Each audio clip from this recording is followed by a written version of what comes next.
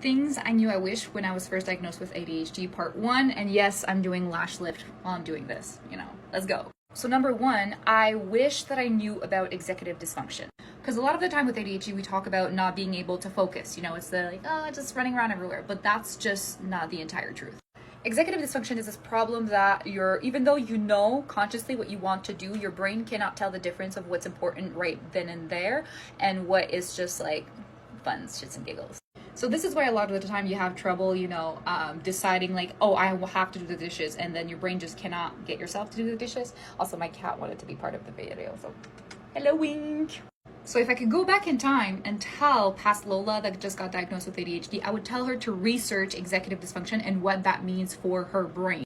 Second product. So one of the things I really wish I knew back then is that executive dysfunction is the reason why your to-do lists don't work. You can never get to the end of them. It's the reason why trying an agenda doesn't work for you. It's all those little things that all the neurotypical tips and tricks to get organized do not work for the ADHD brain because we have executive dysfunction. And it's part of the reason why I teach the way that I teach, and I teach about executive dysfunction and all the other struggles that people with ADHD have in a way that makes sense to our brain, and then teaching you how to adapt your goals and how you want to achieve them in a way that works for ADHD brain.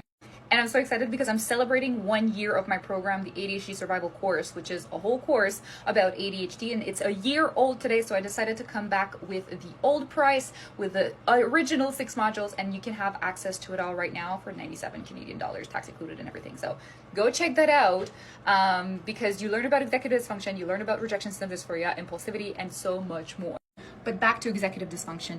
I wish I knew what it was and how to research it to be able to understand more my brain so that I wouldn't feel defeated every single time that the to-do list wouldn't work, or I felt like I wasn't working fast enough, or I felt like I wanted to do something and then I just could not do it, and I felt defeated by it. I felt like I was not good enough, and I wish I knew about executive dysfunction. So I'm encouraging you, if you're not getting the ADHD Survival Course, which is perfectly fine, go and do your research about it.